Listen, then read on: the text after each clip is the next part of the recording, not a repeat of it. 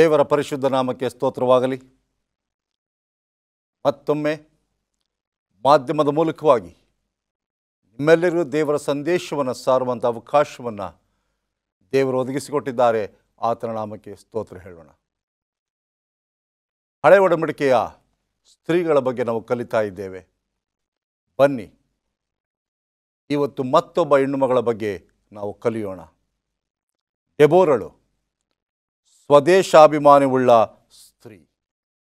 ಆಕೆಯ ಬಗ್ಗೆ ಕಲಿಯೋದಕ್ಕಿಂತ ಮುಂಚಿತವಾಗಿ ಕಣ್ಣುಗಳನ್ನು ಮುಚ್ಚಿ ಪ್ರಾರ್ಥನೆ ಮಾಡುವ.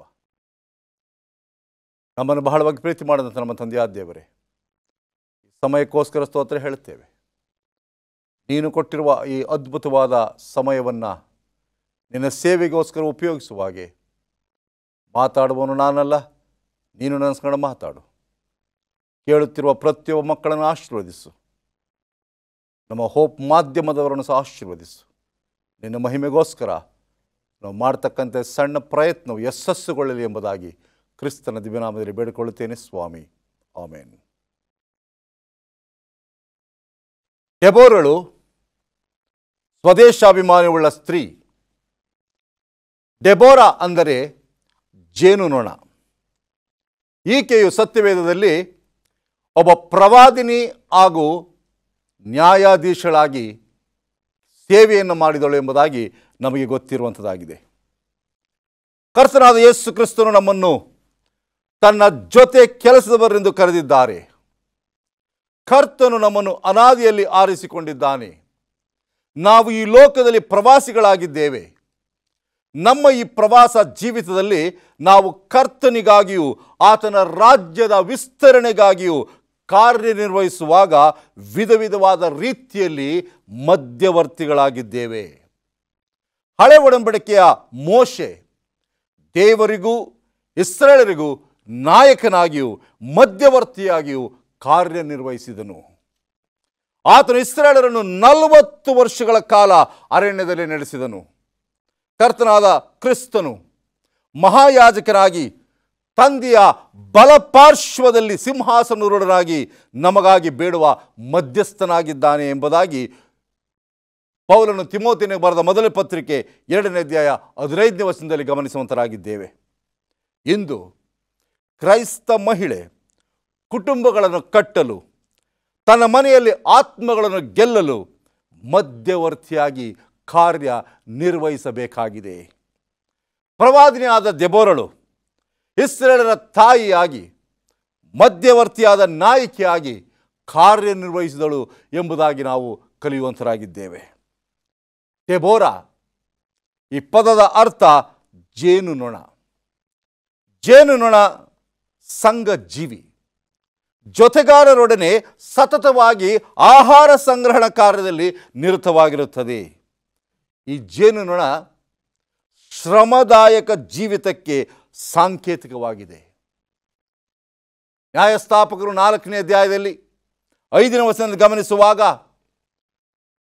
ಡೆಬೋರಳು ಖರ್ಜೂರ ವೃಕ್ಷದ ಕೆಳಗೆ ಆಸೀನಳಾಗಿ ಸಾಯಂಕಾಲದವರೆಗೂ ಕಾರ್ಯನಿರ್ವಹಿಸುತ್ತಿದ್ದಳು ಎಂಬುದಾಗಿ ನೋಡುವಂತರಾಗಿದ್ದೇವೆ. ಆದುದರಿಂದಲೇ ಈ ವೃಕ್ಷಕ್ಕೆ ಡೆಬೋರಳ ಖರ್ಜೂರ ವೃಕ್ಷವೆಂದು ಹೆಸರು ಬಂದಿರಬೇಕು. ಮೋಶೆಯ ಬಳಿಗೆ ಇಸ್ರಾಯೇಲರು ಸತತವಾಗಿ ನ್ಯಾಯ ವಿಚಾರಣೆಗೆ ಬರುತ್ತಿದ್ದಾಗ ಆತನ ಮಾವನಾದ ಇತ್ರೋನನು ನ್ಯಾಯ ತೀರ್ಪು ನೀಡುವುದು ನಿನ್ನೊಬ್ಬನಿಗೆ ಅತಿ ಪ್ರಯಾಸವಾದ ಕೆಲಸ ಎಂದು ಹೇಳಿದ್ದನ್ನು ನೆನಪಿಗೆ ತಂದುಕೊಳ್ಳೋಣ. ನಮ್ಮ ಕರ್ತನಾದ ಕ್ರಿಸ್ತನು ಸಹ ಹಗಲಿರುಳೆನ್ನದೆ ಈ ಲೋಕದಲ್ಲಿ ಸೇವೆಗೈದನು. ನಾವು ಕ್ರಿಸ್ತನ ಜೊತೆ ಕೆಲಸಗಾರರಾಗಿದ್ದೇವೆ. ಕ್ರೈಸ್ತ ಮಹಿಳೆ ಸೋಮಾರಿಯಾಗಿರಬಾರದು. ಕರ್ತನಾದ ಕ್ರಿಸ್ತನು ಹೇಳಿದ ಮಾತು, ನನ್ನ ತಂದೆಯ ಚಿತ್ತವನ್ನು ಪೂರೈಸುವುದೇ ಆಗಿದೆ ಎಂಬುದಾಗಿ ಯೋಹಾನ ಬರೆದ ಸುವಾರ್ತೆ 4ನೇ ಅಧ್ಯಾಯ 34ನೇ ವಚನದಲ್ಲಿ ನೋಡುತ್ತೇವೆ. ಸತ್ಯವೇದ ಎಚ್ಚರಿಕೆ ಏನೆಂದರೆ, ಕಾಲವನ್ನು ಸುಮ್ಮನೆ ಕಳೆಯದೆ ಬಹು ಬೆಲೆಯುಳ್ಳದೆಂದು ಉಪಯೋಗಿಸಿರಿ. ಎಫೆಸದವರೆಗೆ 5ನೇ ಅಧ್ಯಾಯ 16ನೇ ವಚನ.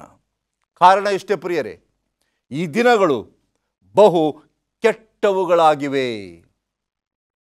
ನಮ್ಮ ಜೀವಮಾನದ ದಿನಗಳು ಕೊಂಚವಾಗಿವೆ. ಅವು ಅಂಚೆಯವನ ಹಾಗೆ ಶೀಘ್ರವಾಗಿವೆ. ಆದ್ದರಿಂದ ಭಕ್ತನಾದ ಮೋಶೆಯ ಪ್ರಾರ್ಥನೆ ಕೀರ್ತನೆಗಳು 90ನೇ ಅಧ್ಯಾಯ 12ನೇ ವಚನದಲ್ಲಿ ನನ್ನ ದಿನಗಳು ಕೊಂಚವೇ ಎಂದು ತಿಳಿದುಕೊಳ್ಳುವ ಹಾಗೆ ಜ್ಞಾನದ ಹೃದಯವನ್ನು ಕೊಡು ಎಂಬುದಾಗಿ. ನಾವು ನಮ್ಮ ಸಮಯದ ಕುರಿತು ದೇವರಿಗೆ ಲೆಕ್ಕ ಒಪ್ಪಿಸಬೇಕಾದ ಮನವಾರ್ಥ್ಯವರಾಗಿದ್ದೇವೆ.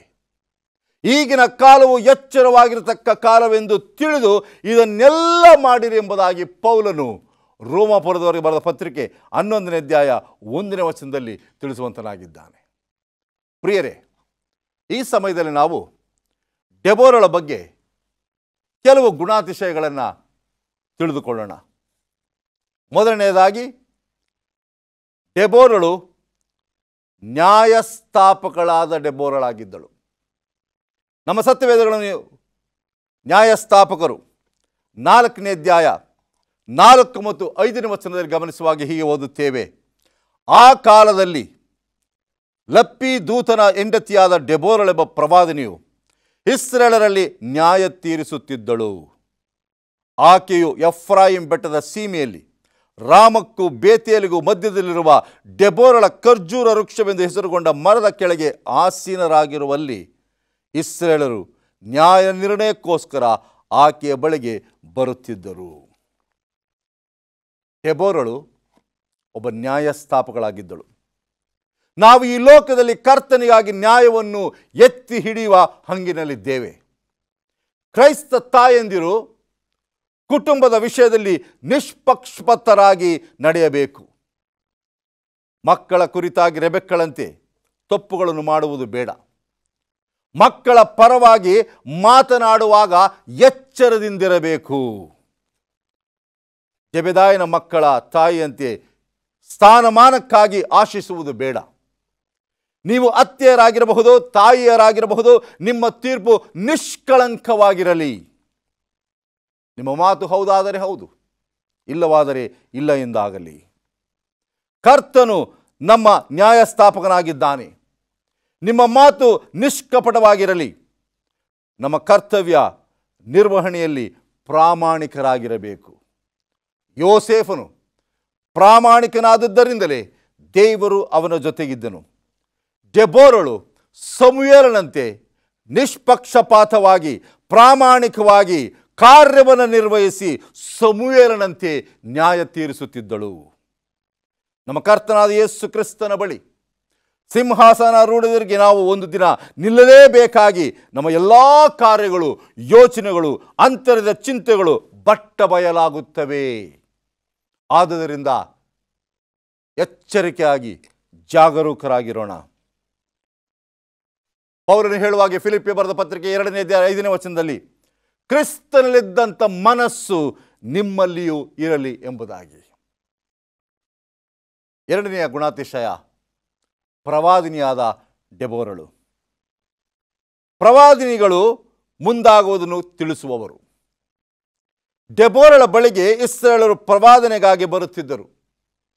ಪ್ರತಿ ಕ್ರೈಸ್ತ ಮಹಿಳೆ ತನ್ನ ಕುಟುಂಬಕ್ಕೆ ಒಬ್ಬ ಪ್ರವಾದಿನಿಯಾಗಿದ್ದಾಳೆ. ಆಕೆ ಪ್ರವಾದಿಸಬೇಕಾದ ಪ್ರವಾದನೆ ಕ್ರಿಸ್ತನ 2ನೇ ಬರೋಣವು ಅತಿ ಶೀಘ್ರವಾಗಿದೆ ಎಂಬುದಾಗಿ. 1ನೇ ಥೆಸಲೋನಿಕ 4ನೇ ಅಧ್ಯಾಯ 14ರಿಂದ 15 ವಚನಗಳು ಗಮನಿಸುವಾಗ ಕ್ರಿಸ್ತನ ಬರೋಣವು ಎಷ್ಟು ವೇಗವಾಗಿದೆ, ಹತ್ತಿರವಾಗಿದೆ ಎಂಬುದು ನಮಗೆ ಖಚಿತವಾಗುವಂಥದ್ದಾಗಿದೆ. ಆತನ ನ್ಯಾಯ ತೀರ್ಪು, 1000 ವರ್ಷಗಳ ಆಳ್ವಿಕೆ, ಕರ್ತನಿಂದ ದೊರಕುವ ನಿತ್ಯ ಜೀವ ಹಾಗೂ ಭಯಂಕರವಾದ ನಿತ್ಯ ನರಕ, ಇಂತಹ ವಿಷಯಗಳ ಬಗ್ಗೆ ನಾವು ಪ್ರವಾದಿಸಬೇಕು, ಪ್ರವಾದನೆ ನುಡಬೇಕು. ಮನೆಯಲ್ಲಾಗಲಿ ಹೊರಗಡೆಯಾಗಲಿ ಪ್ರತಿಯೊಂದು ಸ್ಥಳದಲ್ಲಿಯೂ ನಾವು ಜನರಿಗೆ ಮಾಹಿತಿಯನ್ನು ನೀಡುವವರಾಗಿರಬೇಕು. ನಮ್ಮ ದೇವರು ಅಗ್ನಿಸುವ ಅಗ್ನಿಯಾಗಿದ್ದಾನೆ. ಜೀವ ಸ್ವರೂಪನಾದ ದೇವರ ಕೈಯಲ್ಲಿ ಸಿಕ್ಕಿ ಬೀಳುವುದು ಅತಿ ಭಯಂಕರವಾದದ್ದು ಎಂಬುದಾಗಿ ಪೌಲನು ಇಬ್ರಿಯರ ಪತ್ರಿಕೆ 10ನೇ ಅಧ್ಯಾಯ 31ನೇ ವಚನದಲ್ಲಿ ತಿಳಿಸುವಂತನಾಗಿದ್ದಾನೆ. ಪ್ರತಿ ಕುಟುಂಬದಲ್ಲಿ ದೇವರ ವಾಕ್ಯವು ಸಮೃದ್ಧಿಯಾಗಿ ವಾಸಿಸಬೇಕು. ಕರ್ತನ ಆಜ್ಞೆ, ನಿಮ್ಮ ಮಕ್ಕಳನ್ನು ಬಾಲೋಪದೇಶದಲ್ಲಿ ಬೆಳೆಸಿರಿ. ಕ್ರೈಸ್ತ ಕುಟುಂಬದಲ್ಲಿ ಮಕ್ಕಳಿಗೆ ಕ್ರೈಸ್ತ ಶಿಕ್ಷಣ ತಾಯಂದಿರಿಂದ ದೊರೆಯಬೇಕು. ಈ ದಿನಮಾನಗಳಲ್ಲಿ ಕ್ರೈಸ್ತ ಕುಟುಂಬಗಳು ದೇವರ ವಾಕ್ಯದ ಕೊರತೆಯಿಂದ ಬಳಲುತ್ತಿವೆ. ಕಾರಣ, ಸಮಯದ ಕೊರತೆ, ಆಧುನಿಕತೆಯ ಒತ್ತಡ, ಕೆಲಸದ ಒತ್ತಡ, ಅನ್ಯೋನ್ಯತೆಯ ಅಭಾವ, ಸಂಪರ್ಕ ಸಾಧನೆಗಳಿಂದ ಉಂಟಾದ ಮಿತವ್ಯಯ ಸಂಭಾಷಣೆ. ಕ್ರೈಸ್ತ ಮಕ್ಕಳು ಕರ್ತನ ಸನ್ನಿಧಿಯಲ್ಲಿ ಬೆಳೆದು ದೊಡ್ಡವರಾಗಬೇಕು, ದೇವರ ಪ್ರಸನ್ನತೆಯ ಅನುಭವವನ್ನು ಹೊಂದಿದವರಾಗಿರಬೇಕು, ಅದರ ಸಾನ್ನಿಧ್ಯದಲ್ಲಿ ಬೆಳೆಯಬೇಕು. ಇದು ತಾಯಂದಿರ ಆತ್ಮೀಕ ಅಭಿವೃದ್ಧಿ ಮತ್ತು ಅಭಿಲಾಷೆಯಿಂದ ಮಾತ್ರ ಸಾಧ್ಯ. ಕರ್ತನು ಪೇತ್ರನಿಗೆ ನೀಡಿದ ನಿರ್ದೇಶನ, ನನ್ನ ಕುರಿಗಳನ್ನು ಮೇಯಿಸು. ಯೋಹಾನ ಬರೆದ ಸುವಾರ್ತೆ 21:18. ನಮ್ಮ ಮಕ್ಕಳು ದೇವರ ರಾಜ್ಯದ ಪ್ರಜೆಗಳಾಗಬೇಕು. ಪ್ರಿಯರೇ, ಪ್ರಜೆ ಎನ್ನುವಾಗ ಪ್ರಜೆಗಳು ಕರ್ತವ್ಯ ನಿರ್ವಾಹಕರು, ಹಕ್ಕುಗಳನ್ನು ಅನುಭವಿಸುತ್ತಾ ಆನಂದಿಸುವವರು ಆಗಿದ್ದಾರೆ.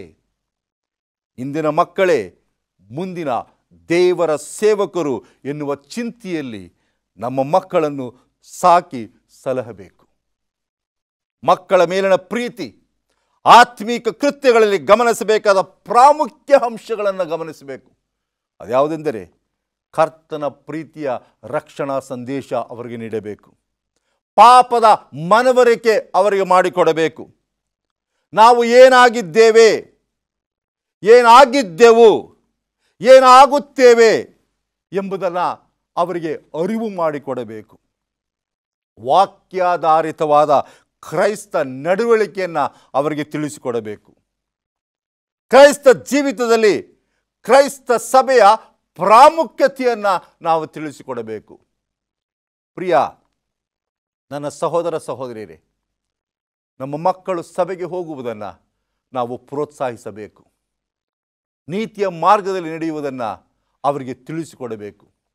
ಯಾವುದು ತಪ್ಪು, ಯಾವುದು ಸರಿ ಎಂಬುದನ್ನು ನಿಷ್ಕರ್ಷೆ ಮಾಡುವಂತೆ ಅವರು ಗ್ರಹಿಸಿಕೊಳ್ಳುವ ಶಕ್ತಿಯನ್ನು ಅವರಿಗೆ ಬೋಧನೆ ಮಾಡಬೇಕು. ತಾಯಂದಿರಿಗಿರ್ತಕ್ಕಂಥ ಜವಾಬ್ದಾರಿಕೆ. ದೆಬೋರಳು ಇಸ್ರಾಯೇಲರಿಗೆ ಉತ್ತಮವಾದ ನಾಯಕಿ ಆದಳು, ಕಾರಣ ಆಕೆ ದೇವರನ್ನು ಆತುಕೊಂಡಳು. ನೀವುಗಳು ಸಹ ಉತ್ತಮವಾದ ತಾಯಂದಿರಾಗಬಹುದು, ಉತ್ತಮವಾದ ನ್ಯಾಯಸ್ಥಾಪಕರಾಗಬಹುದು, ಉತ್ತಮವಾದ ಪ್ರವಾದಿನಿಗಳಾಗಬಹುದು. ದೇವರನ್ನು ಆತುಕೊಂಡಾಗ, ನಿಮ್ಮನ್ನು ನೀವು ದೇವರಿಗೆ ಒಪ್ಪಿಸಿಕೊಟ್ಟಾಗ. ಮೂರನೇ ಗುಣಾತಿಶಯ, ಇಸ್ರಾಯೇಲನ್ನು ಆಳುತ್ತಿದ್ದ ಪರಿಪಾಲಕಳಾದ ಡೆಬೋರಳು. ದೆಬೋರಳು ಇಸ್ರಾಯೇಲನ್ನು 40 ವರ್ಷ ನ್ಯಾಯಸ್ಥಾಪಕಳು, ಪ್ರವಾದಿನಿಯೂ ಆಗಿ ಆಳುತ್ತಿದ್ದಳು ಎಂಬುದಾಗಿ ನ್ಯಾಯಸ್ಥಾಪಕರು 5ನೇ ಅಧ್ಯಾಯ 31ನೇ ವಚನದಲ್ಲಿ ಗಮನಿಸುವಂತರಾಗಿದ್ದೇವೆ. ಪ್ರತಿ ತಾಯಂದಿರು ತಮ್ಮ ತಮ್ಮ ಕುಟುಂಬವನ್ನು ಡೆಬೋರಳ ಹಾಗೆ ಪರಿಪಾಲಿಸಬೇಕು. ಕ್ರಿಸ್ತನು ನಮ್ಮ ಮನೆಯ ಯಜಮಾನನು ಎಂಬ ನಾಮ ಫಲಕಗಳನ್ನು ಅನೇಕ ಕ್ರೈಸ್ತ ಕುಟುಂಬಗಳಲ್ಲಿ ನಾವು ನೋಡುವಂತರಾಗಿದ್ದೇವೆ. ಇದು ಕೇವಲ ಹೆಸರಿನಲ್ಲಿ, ನಾಮದಲ್ಲಿ ಮಾತ್ರ ಇರಬಾರದು, ಆದರೆ ಕೃತ್ಯದಲ್ಲಿ ಕಂಡು ಬಂದಾಗ ಮಾತ್ರ ಕ್ರೈಸ್ತ ಕುಟುಂಬ ಆಶೀರ್ವಾದ ನಿಧಿಯಾಗುತ್ತದೆ. ರಕ್ಷಣೆ ಹೊಂದಿದ ಪ್ರತಿಯೊಬ್ಬರಲ್ಲಿಯೂ ಪರಿಶುದ್ಧಾತ್ಮನು ವಾಸಿಸುತ್ತಾನೆ. ಆತನು ನಮ್ಮನ್ನು ಉಪದೇಶಿಸುತ್ತಾನೆ, ಸತ್ಯಕ್ಕೆ ನಡೆಸುತ್ತಾನೆ. ಕರ್ತನಾದ ಕ್ರಿಸ್ತನು ನಮ್ಮನ್ನು ಆಳುವ ಅರಸನಾಗಬೇಕು. 2 ತಿಮೋಥಿ 2ನೇ ಅಧ್ಯಾಯ 11ನೇ ವಚನದಲ್ಲಿ ಹೇಳ್ತಕ್ಕಂಥದ್ದು, ಆತನೊಡನೆ ಸತ್ತಿದ್ದರೆ ಆತನೊಡನೆ ಜೀವಿಸುವೆವು ಎಂಬುದಾಗಿ. ಗಲಾತ್ಯದವರಿಗೆ 2:20 ಪೌಲನು ಹೇಳ್ತಕ್ಕಂಥದ್ದು, ಇನ್ನು ಜೀವಿಸುವವನು ನಾನಲ್ಲ, ಕ್ರಿಸ್ತನು ನನ್ನಲ್ಲಿ ಜೀವಿಸುತ್ತಾನೆ ಎಂಬುದಾಗಿ. ಪ್ರಿಯರೇ, ನಾವು ಕ್ರಿಸ್ತನೊಡನೆ ಸತ್ತ ಪಕ್ಷದಲ್ಲಿ ಆತನೊಡನೆ ಜೀವಿಸುವೆವು. ನಿಮ್ಮನ್ನು ಕ್ರಿಸ್ತ ಯೇಸುವಿನ ಐಕ್ಯದಿಂದ ಪಾಪದ ಪಾಲಿಗೆ ಸತ್ತವರು, ದೇವರಿಗಾಗಿ ಜೀವಿಸುವವರು ಎಂದು ಎಣಿಸಿಕೊಳ್ಳಿರಿ. ನಾವು ಈಗ ಜೀವಿಸುವುದು ದೇವಕುಮಾರನಾದ ಕ್ರಿಸ್ತನ ಮೇಲಣ ನಂಬಿಕೆಯಿಂದಲೇ. ಇಂತಹ ಕ್ರೈಸ್ತಿಯ ಜೀವಿತ ಮಾತ್ರ ಪರಿಪೂರ್ಣವಾಗಿ ಕ್ರಿಸ್ತನ ಒಡೆತನಕ್ಕೆ ಒಳಪಟ್ಟಿರುತ್ತದೆ. 4ನೇ ಗುಣ, ಯುದ್ಧ ವೀರಳಾದ ಡೆಬೋರಳು. ಬಾರಾಕನು ಡೆಬೋರಳಿಗೆ, ನೀನು ನನ್ನ ಸಂಗಡ ಬರುವುದಾದರೆ ಹೋಗುವೆನು ಎಂದಾಗ ಡೆಬೋರಳು ಬಾರಾಕನೊಡನೆ ಕಾದೇಶ್ಗೆ ಯುದ್ಧಕ್ಕೆ ಹೊರಟಳು. ಯುದ್ಧಕ್ಕೆ ಸನ್ನದ್ಧಳಾದಳು. ಈ ಲೋಕದಲ್ಲಿ ನಾವು ದೇವರ ಸೈನ್ಯದ ಯುದ್ಧ ವೀರರಾಗಿದ್ದೇವೆ. ನಾವು ಹೋರಾಡುವುದು ಮನುಷ್ಯ ಮಾತ್ರದವರ ಸಂಗಡವಲ್ಲ, ಸೈತಾನನ ತಂತ್ರೋಪಾಯಗಳ ಮೇಲೆ, ರಾಜತ್ವಗಳ ಮೇಲೆ, ಅಧಿಕಾರಗಳ ಮೇಲೆ ಮಾತ್ರವಲ್ಲದೆ ನಮ್ಮ ಸ್ವಭಾವ ಹಾಗೂ ಸೈತಾನನ ವಿರುದ್ಧವಾಗಿ ಯುದ್ಧ ಮಾಡಬೇಕಾಗಿದೆ. ಇದರಲ್ಲಿ ಜಯಗಳಿಸಲು ದೇವರ ಕೃಪೆಯನ್ನು ಆಶ್ರಯಿಸಿಕೊಳ್ಳಬೇಕು. ನಮ್ಮ ವೈರಿಯನ್ನು ತಿಳಿದವರಾಗಿ ವಾಕ್ಯದ ಆಧಾರದಿಂದಲೂ ಪ್ರಾರ್ಥನೆ ಮತ್ತು ದೇವರ ಆತ್ಮನ ಬಲದಿಂದ ಜಯಿಸಬೇಕು. ಆತ್ಮಿಕ ಯುದ್ಧಕ್ಕೆ ಸಿದ್ಧತೆಯ ಪ್ರಾಮುಖ್ಯವಾಗಿದೆ. ಯೇಸು ಕ್ರಿಸ್ತನ ಒಳ್ಳೆಯ ಸೈನಿಕನಿಗೆ ದೇವರಾತ್ಮನು ಕೊಡುವ ಪ್ರೋತ್ಸಾಹದಾಯಕ ಮಾತುಗಳೇನೆಂದರೆ, ಕ್ರಿಸ್ತನೊಂದಿಗೆ ಶ್ರಮೆಯನ್ನು ಅನುಭವಿಸಿ ಲೋಕ ವ್ಯವಹಾರದಲ್ಲಿ ಸಿಕ್ಕಿಕೊಳ್ಳಬೇಡ, ಶ್ರೇಷ್ಠ ಹೋರಾಟವನ್ನು ಮಾಡು, ಸುವಾರ್ತೆಯ ವಿಷಯದಲ್ಲಿ ನಾಚಿಕೊಳ್ಳಬೇಡ, ಕರ್ತನನ್ನು ಆತನ ಶಕ್ತಿಯನ್ನು ಆಶ್ರಯಿಸಿ ಬಲ ಹೊಂದು, ದೇವರಿಗೆ ಒಳಗಾಗಿರಿ, ಸೈತಾನನನ್ನು ಎದುರಿಸಿ, ಆಗಲಾತನು ನಿಮ್ಮನ್ನು ಬಿಟ್ಟು ಓಡಿ ಹೋಗುವನು. ನಮ್ಮನ್ನು ಪ್ರೀತಿಸಿದ ಆತನ ಮೂಲಕವಾಗಿ ನಾವು ಈ ಎಲ್ಲ ವಿಷಯಗಳಲ್ಲಿ ಪೂರ್ಣ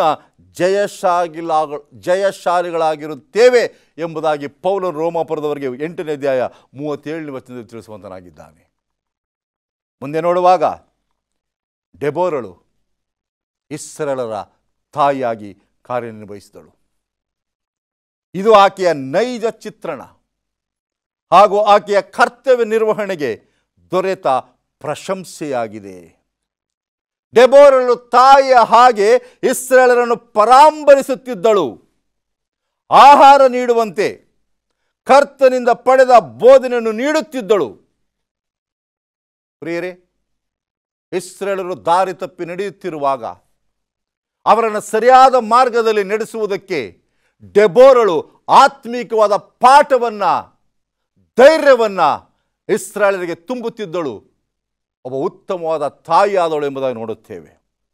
ಕ್ರೈಸ್ತ ತಾಯಂದಿರು ದೇವರ ವಾಕ್ಯವೆಂಬ ಮನ್ನದಿಂದ ತಮ್ಮ ಮಕ್ಕಳನ್ನು ಪೋಷಿಸಬೇಕು. ಪ್ರಾರ್ಥನೆ ಎಂಬ ಕೋಟೆಯಿಂದ ಮಕ್ಕಳ ಬದುಕನ್ನು ಭದ್ರಪಡಿಸಬೇಕು. ಡೆಬೋರಳು ತಾಯಿ ಹಾಗೆ ನಿಸ್ವಾರ್ಥಳು. ತಾನು ಯುದ್ಧಕ್ಕೆ ಹೋದಾಗ್ಯೂ ಯಾಹೇಲಳ ಗೌರವವನ್ನು ಕದ್ದುಕೊಳ್ಳಲಿಲ್ಲ. ಎಂತಹ ಉತ್ತಮವಾದ ಪಾಠವನ್ನು ನಾವು ಕಲಿತುಕೊಳ್ಳುತ್ತಾ ಇದ್ದೇವೆ. 6ನೇದಾಗಿ ಡೆಬೋರಳು ಕರ್ತನಿಗೆ ಸ್ತುತಿಯ ಹಾಡನ್ನು ಆರಾಧನೆ ಮೂಲಕವಾಗಿ ಸಲ್ಲಿಸುತ್ತಿದ್ದಳು. ಕರ್ತನಿಗೆ ಸ್ತುತಿ ಹಾಡಿ ಆರಾಧಿಸಿದ ಡೆಬೋರಳು ಕರ್ತನಿಂದ ಯುದ್ಧದಲ್ಲಿ ಜಯ ಹೊಂದಿದ ನಂತರ ಡೆಬೋರಳು ದೇವರನ್ನು ಸ್ತುತಿ ಗೀತೆ ಹಾಡಿ ಆರಾಧಿಸಿದಳು. ಕರ್ತನ ಮಹೋಪಕಾರಕ್ಕಾಗಿ ಆತನನ್ನು ಆರಾಧಿಸುವುದು ನಮ್ಮ ಆದ್ಯ ಕರ್ತವ್ಯ.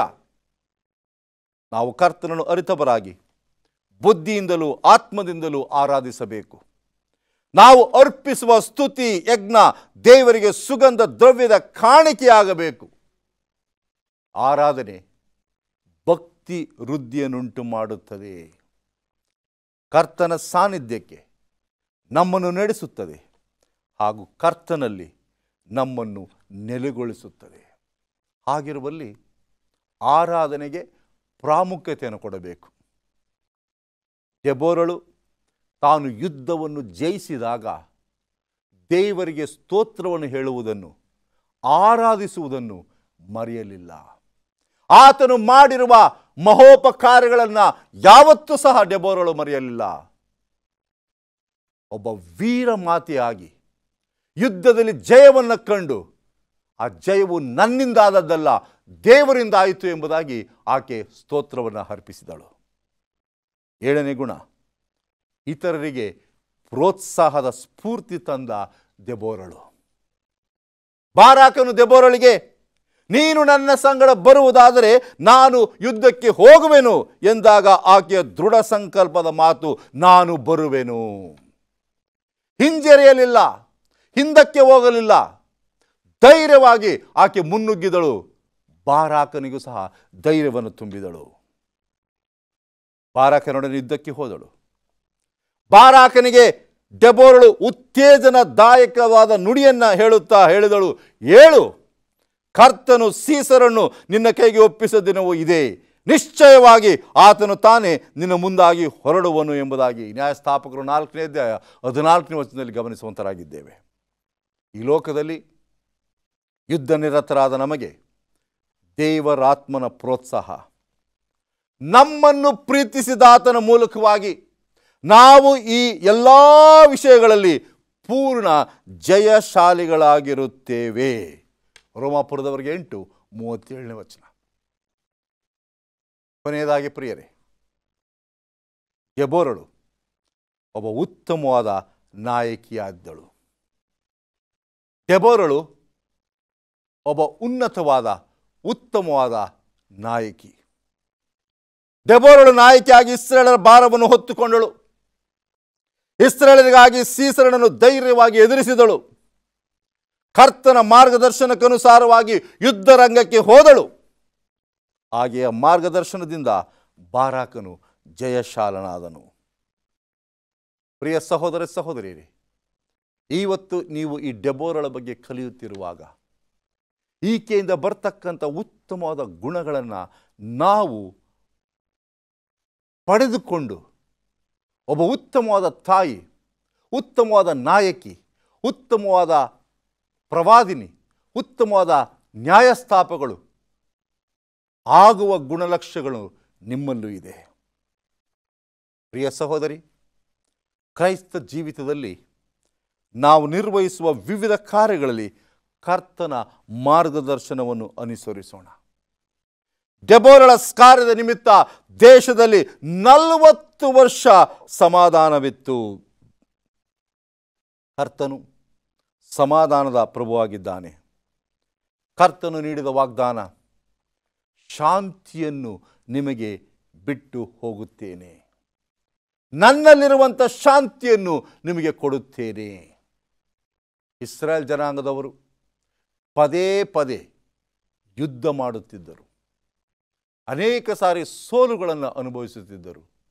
ಆ ಎಲ್ಲ ಸೋಲಿಗೆ ಅವರ ಪಾಪವೇ ಕಾರಣ ಎಂಬುದನ್ನು ಅವರು ಮನವರಿಕೆ ಮಾಡಿಕೊಳ್ಳಬೇಕಾಗಿತ್ತು.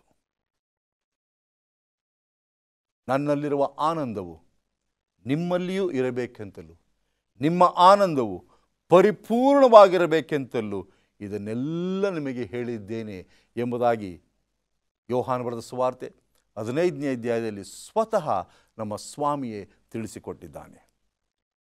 ಪ್ರಿಯ ಸ್ತ್ರೀಯರೇ, ಕ್ರಿಸ್ತನಿಂದ, ಕ್ರಿಸ್ತನಿಗಾಗಿ, ಕ್ರಿಸ್ತನೊಡನೆ ಜೀವಿಸುತ್ತಾ ಲೋಕವನ್ನು ಜಯಿಸಿ ಕರ್ತನನ್ನು ಮಹಿಮೆಪಡಿಸೋಣ. ಡೆಬೋರಳಂತೆ ಧೈರ್ಯವಾಗಿ ದೇವರನ್ನು ಆತುಕೊಂಡು ಮುಂದೆ ಸಾಗೋಣ. ದೇವರು ನಿಮ್ಮೆಲ್ಲರನ್ನು ಆಶೀರ್ವದಿಸಲಿ, ನಿಮ್ಮ ಕುಟುಂಬಗಳನ್ನು ಆಶೀರ್ವದಿಸಲಿ, ನಿಮ್ಮ ಜೀವಿತವನ್ನು ಅಭಿವೃದ್ಧಿಪಡಿಸಲಿ ಎಂಬುದಾಗಿ ನನ್ನ ಪ್ರಾರ್ಥನೆಯಾಗಿದೆ. ಪ್ರಾರ್ಥನೆ ಮಾಡುವ. ಎಲ್ಲ ಒಳ್ಳೆದಾನಗಳ ಮೂಲಕ ಕರ್ತನಾದ ನಮ್ಮ ತಂದೆಯಾದ ದೇವರೇ, ಇವತ್ತು ನೀನು ತಿಳಿಸಿಕೊಟ್ಟಿರುವ ಡೆಬೋರಳ ಚರಿತ್ರೆಗೋಸ್ಕರ ಸ್ತೋತ್ರ ಹೇಳುತ್ತೇವೆ. ಆಕೆಯ ಗುಣಾತಿಶಯಗಳಿಂದ ನಾವು ಕೊಂಚಿತ್ತಾದರೂ ಉತ್ತೇಜನಗೊಂಡು ಆ ಪಾಠಗಳನ್ನು ಅರಿತವರಾಗಿ ಉತ್ತಮವಾದ ಹೆಣ್ಣು ಮಕ್ಕಳಾಗುವಂತೆಯೂ, ವ್ಯಕ್ತಿಗಳಾಗುವಂತೆಯೂ, ಧೈರ್ಯಶಾಲಿಗಳಾಗುವಂತೆಯೂ ನಮ್ಮೆಲ್ಲರನ್ನ ಆಶೀರ್ವದಿಸಿ ಎಂಬುದಾಗಿ ಕ್ರಿಸ್ತನ ದಿವ್ಯನಾಮದಲ್ಲಿ ಬೇಡುತ್ತೇನೆ ಸ್ವಾಮಿ.